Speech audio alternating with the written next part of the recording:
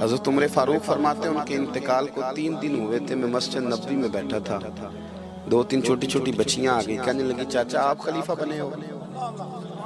میں نے کہا پتر میں بناؤں؟ تو کہنے لگی چلیں پھر عصر کے بعد ابو بکر صدیق ہمارے گھر جاتے تھے۔ میں نے کہا پتر آپ کے گھر کیا ہے؟ کہنے لگی ابا فوت ہو گئے، بھائی کوئی نہیں، ہم نے نا بکریاں رکھی ہوئی ہیں، وہ روز عصر کے بعد آتے تھے، بکریوں کا دودھ دھو کے ہمیں دے جاتے تھے، کچھ پی لیتی تھی، کچھ بیچ کے گزارا کر لیتی۔ 3 دن ہو گئے، میری ماں روتی ہے، بہنیں روتی ہیں، کون آئے گا؟ چاچا چلو گے؟ تو حضرت عمر کی تو داڑھی پھٹ گئی آنسوں سے، چادر اٹھا کے کندھے پہ رکھی، بیٹیاں آگے آگے، عمر پیچھے پیچھے۔ ایک صحابی رستے میں ملے، عمر کہاں جا رہے ہو روتے ہوئے؟ عمر اور روئے، کہنے لگے یار کیا بتاؤں، ابو بکر صدیق رستہ بڑا مشکل کر گیا میرے، اس کے رستوں پہ چلنا اتنا کٹھن ہے، اتنا مشکل ہے۔ بھئی کچھ ضروری ہے کہ 2 لاکھ روپے ہی کسی کو دیں گے تو خدمت ہوگی؟ تو کسی کا آٹا ہی پسوا دے، جا کسی کو جا کے شہر سے دوائی لا کے دے دے، کوئی تو ڈیوٹی کرنا، یہ ہمیں حضرت ابو بکر صدیق نے سکھایا۔ تو کچھ نہیں کر سکتا تو مسجد میں جھاڑو تو دینا، میرے بھائی کچھ تو۔ آپ اس محفل کا مہمان خصوصی کون ہے؟ میں تو آیا ہوں چلا جاؤں گا۔ اس محفل کا مہمان خصوصی وہ ہے جس نے محفل سے پہلے یہاں جھاڑو دیا، جس نے یہاں دریاں بچھائیں، اس کی فوٹو بھی نہیں آنی بچاری، وہ شاید پیچھے رہے۔ بڑے خاص لوگ ہوتے ہیں، کیمرے کی آنکھ انہیں دیکھے نہ دیکھے، رب و رسول انہیں دیکھتے، اللہ رسول کی یہ نگاہ کرم میں رہتے۔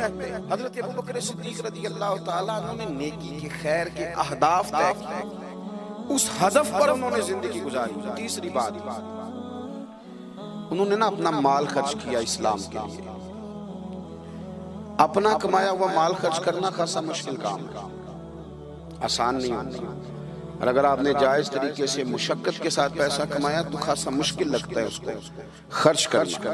حضرت ابو بکر صدیق رضی اللہ تعالیٰ عنہ نے مال خرچ کیا، اور کس طرح خرچ کیا کہ جب حضور نے اشارہ کیا، جب اشارہ کیا، مسجد نبوی بننے کی بات آئی تب بھی خرچ کیا، جہاد کی بات آئی تب بھی خرچ کیا۔ حالات اوپر نیچے ہوتے رہتے ہیں، جنگ میں حضور نے اعلان کیا تو حالات کچھ زیادہ مؤثر نہیں تھے صدیق اکبر کے، تو حضرت عمر کہتے ہیں اس دن میں نے سوچا آج میں نے آگے گزارنا، تو میں آدھا مال لے آیا گھر سے۔ کتنا؟ زکوٰۃ کتنے فیصد ہے؟ بول کے بتائیں، جوان کیوں نہیں بول رہے؟ کتنے فیصد؟ زکوٰۃ 2.5% ہے، 2.5%، 100 میں سے 2.5 روپے۔ حضرت عمر کتنے لے آئے؟ 50 روپے 100 میں سے۔ یہ بڑا مشکل کام ہے، 2.5% دیتے ہیں تو لوگ کئی حساب کرتے ہیں، اور 50% یعنی آدھے پیسوں کو تھوڑا نہ سمجھیں آپ۔ حضرت عمر بہت زیادہ پیسے لے کے آئے، 50%، گھر کی ہر شے آدھی کر کے لے آئے، اور آپ فرماتے ہیں میرے حالات بڑے اچھے تھے ان دنوں، اور ابو بکر صدیق کے معاملات کا مجھے پتہ تھا، تو میرے دل میں خیال آیا کہ آج نہ میں نے ابو بکر سے آگے گزر جانا۔ کہتے ہیں جا کے میں نے مال رکھا، اتنی دیر میں صدیق اکبر بھی آ گئے۔ کہتے ہیں جواب تو چلو جو ہونے تھے وہ ہونے ہی تھے، حضور نے جو دونوں سے سوال پوچھے نا، ان سوال ہی بڑے انفرادی تھے۔ مجھ سے حضور نے پوچھا کیا لے کے آئے ہو؟ ادھر دیکھو جوانوں، کیا لے کے آئے ہو؟ میں نے عرض کی حضور آدھا۔ مجھ سے پوچھا کیا لے کے آئے ہو؟ میں نے کہا حضور آدھا لے آیا ہوں۔ پھر غور کرنا، پوچھا کیا لائے ہو؟ اور ابو بکر صدیق سے پوچھا گھر کیا چھوڑ کے آئے ہو؟ آپ دیکھیں سوالوں میں ہی فرق ہے، مجھ سے پوچھا جا رہا ہے کیا لائے ہو، اور ان سے پوچھا کیا، اور ان کا جواب بھی بڑا انوکھا ہے۔ اس سوال کا جواب تھا حضور کچھ نہیں چھوڑا، سارا لے کے آیا۔ جواب یہ تھا، آپ سوال پوچھتے ہیں نا کہ ختم ہو گیا کھانا، تو کہتے نہیں ختم ہو گیا۔ حضرت صدیق اکبر سے پوچھا کیا لائے ہو، کیا چھوڑ کے آئے ہو؟ انہیں کہنا چاہیے تھا کچھ بھی نہیں۔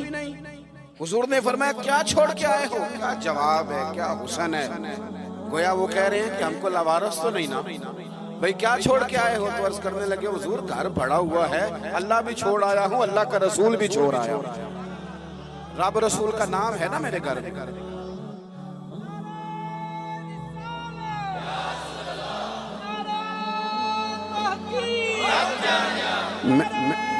سنیں فرماتے میں نا اللہ اور اس کے رسول، او بھائی ہمارے گھروں میں سارا کچھ ہے آج کل، اللہ رسول کا نام نہیں، وہ کیا کہہ رہے تھے؟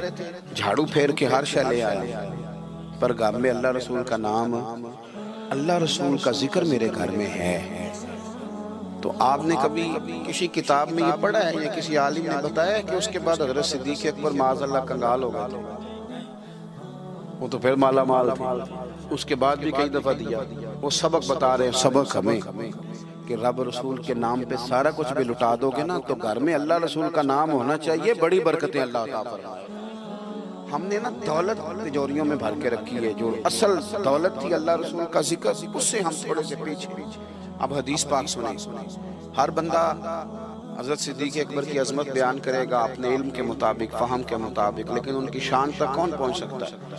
حضرت ابوبکر صدیق رضی اللہ تعالیٰ عنہ کی شان میں بڑی حدیثیں ہیں، لیکن میں اس حدیث پہ آ کے ٹھہر جاتا ہوں، طبیعت جم جاتی ہے کہ یار یہ کیا معاملہ ہے۔ نبی پاک علیہ السلام نے فرمایا، لوگوں میرے پاس جس کے بھی پیسے آئے ہیں نا میں نے امانت سمجھ کے خرچ کیے، لیکن جب ابوبکر صدیق کے پیسے آئے میں نے اپنے سمجھ کے خرچ کیے، اپنے سمجھ، فکر کوئی نہیں، جہاں مرضی لگا، اپنے سمجھ کے خرچے۔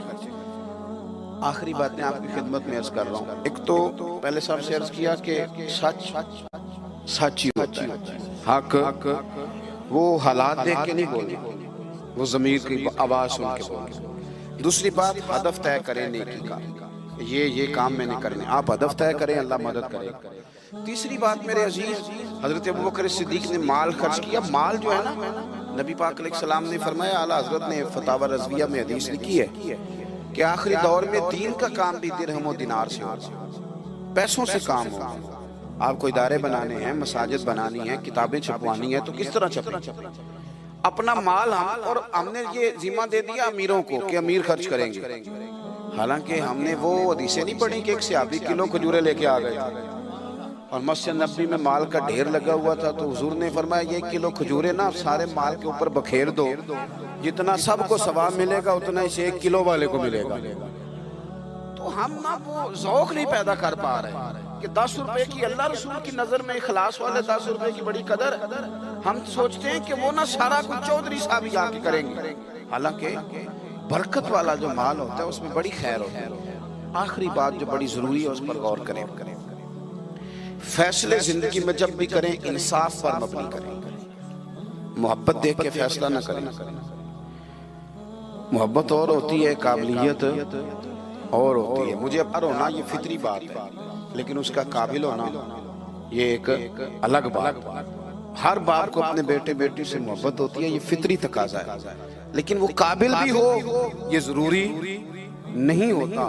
حضرت صدیق اکبر کے اپنے بیٹے موجود تھے، وہ جاتے وقت کسی کو بھی خلیفہ بنا دیتے، موجود تھی ان کی اولاد، مسلمان تھی، کلمہ پڑھتی، صحابی تھے، 4 نسلیں صحابی حضرت صدیق بنا سکتے تھے نا۔ اور حضرت عمر نے تو کبھی ایسا نہیں کیا کہ تحفے بھیجے ہوں، دوستی بڑھائی ہو، بلکہ وہ تو کہتے ہیں کہ ہماری تو نیکیوں میں آگے گزرنے کی دوڑ ہی لگی رہی ساری، معاملہ دوڑ میں رہا۔ لیکن حضرت ابوبکر کا فیصلہ دیکھیں، جب وقت وصال آیا تو آپ نے فرمایا عمر کو بلاؤ، ساری چیزیں، وصیتیں، نصیحتیں کی، سب کچھ حضرت عمر کے سپرد کیا۔ لوگوں نے کہا کہ ابوبکر صدیق یہ تو بڑے سخت آدمی ہیں، آپ ایک سخت گیر آدمی کو بنا کے جا رہے ہیں۔ تو نبی پاک صلی اللہ علیہ وسلم کے غلام نے کیا جواب دیا؟ فرمانے لگے میں اس وقت دنیا سے جا رہا ہوں، اس موقع پہ بڑا جھوٹا آدمی بھی سچ بولنے لگا، میں جب اللہ رسول کی بارگاہ میں جاؤں گا تو مجھ سے پوچھا جائے گا کہ امت کے بارے میں کیا فیصلہ کر کے آئے ہو، تو میں کہوں گا امت میں جو سب سے بہترین تھا اسے امت کا سربراہ بنا کے آیا۔ ہم لوگوں نے نا فیصلے میرٹ میں کبھی الیکشن ہو رہے ہیں، فلاں کام ہو رہا ہے، ووٹ کس کو دینا، کہتے ہیں ساری برادری ادھر ہے۔ اب برادری کو چھوڑیں، یہ بتائیں سچ کدھر ہے، حقیقت کدھر ہے؟ وہ کسی اور برادری کا بندہ الیکشن لڑ رہا ہے تو وہ بندہ اگر ٹھیک ہے تو ٹھیک ہے، پھر آپ برادری نہ دیکھیں، پھر تو شخص دیکھیں کہ وہ صحیح جا رہا ہے۔ حضرت عمر کے فیصلے ہمیشہ میرٹ ہے، حضرت ابوبکر کے فیصلے ہمیشہ میرٹ ہے، حضرت عثمان غنی، مولا علی شیر خدا، ان لوگوں کے فیصلے ہمیشہ حق کی بنیاد۔ حضرت عمر کو بنا کے گئے. میں نے دوستوں سے کہا تھا اس سال میں نے کہا تھا کہ حضرت عمر کے حالات پر زیادہ کتابیں ہیں, ان کے واقعات زیادہ ہیں, چونکہ انہیں وقت زیادہ ملا نا 10-11 سال. حضرت ابوبکر صدیق کو تو 2-2.25 سال ملے, لیکن ان کی خلافت کو مضبوط حضرت ابوبکر صدیق نے کیا. سارے فتنوں کا سر کچل کے خلافت سجا سوار کے حضرت عمر کو دی. اب یہ جو حضرت عمر نے اتنی پھیلا دی خلافت اور اتنا بڑا کام کر دیا دین کے لیے کہ 24 لاکھ مربع میل پہ پھیل گیا سارا کچھ, تو حضرت سیدہ عائشہ صدیقہ رضی اللہ تعالیٰ عنہ کہتی میری گود میں سر تھا مدینے والے حبیب کا, اور آسمان پہ ستارے نور بھرے چمک رہے تھے. میں نے عرض کی حضور آسمان کے ستاروں کے برابر بھی کسی کی نیکیاں ہیں. اب حضرت عائشہ کا عقیدہ بھی سمجھے, انہیں پتہ ہے کہ نبی کریم کو پتہ ہے کہ آسمان پہ ستارے گرے, اور کوئی امتی چھپ کے بھی نیکی کرے تو حضرت عائشہ جانتی ہیں کہ اس نیکی کو بھی مدینے والے جانتے ہیں. کہا کسی کی اتنی نیکیاں بھی ہیں جتنے آسمان پہ ستارے ہیں, تو حضور نے فرمایا ہے نا. حضرت عائشہ بڑے تجسس میں تھی, خیال تھا شاید میرے والد کا نام لے. کس کی؟ تو حضور نے فرمایا فاروق اعظم کی. بیٹیوں کا باپ سے پیار, تو کہتے میں نے فوراً عرض کی حضور میرے والد کا کیا حال ہے, ان کا بھی تو عالم بتائیں نا. تو نبی پاک نے فرمایا عائشہ عمر کی زندگی بھر کی نیکیاں ہوں تو ابو بکر کی ایک نیکی کا مقابلہ نہیں کرتی. اب بات کو سمجھے کہ کتنا مضبوط ہے وہ شخص, کتنا مضبوط ہے کہ حضرت فاروق اعظم رضی اللہ تعالیٰ عنہ کے خیر کے کاموں میں بھی درجہ جناب صدیق اکبر کا زیادہ ہے. ہدف طے کریں, مہربانی کریں زندگی کو ضائع نہ کریں. لمحات بڑے ضائع ہو گئے, اور ثابت کرنے کی بھی کوشش نہ کریں کہ ہم صحیح چل رہے ہیں. ہم چلتے رہیں, وقت خود بخود ثابت کر دے گا. وقت ثابت کر دیا کرتا ہے کہ جناب یوسف بے گناہ بھی ہیں اور سچے بھی ہیں, اور وقت ثابت کر دیا کرتا ہے کہ وہ مصر کے جیل خانے کے نہیں مصر کے تخت کے وارث ہیں. تو آپ کام کریں, کوشش کریں, دین کے لیے آگے بڑھیں. آپ لوگوں کی فلاح کے لیے, وطن کی فلاح کے لیے حضرت صدیق اکبر رضی اللہ تعالیٰ عنہ نے ہمیں کہا کہ ڈھونڈ کے نیکی کرو, جو تم سے ممکن ہو سکے وہ خیر کا کام کرو. دعا کرتا ہوں جو میں نے کہا ہے اللہ اسے قبول فرمائے. آپ لوگ بیٹھے جی, کس نے اٹھایا؟ تشریف رکھیے. اور جہاں ہم گفتگو کے دوران بھول گئے اللہ ہمیں معاف کرے. محفلیں ہوتی ہیں نظریات کی, سرکار کے نام کی, شخصیات کی نہیں ہوتی. یہ محفل میرے نام کی نہیں, حضرت صدیق اکبر کے نام کی.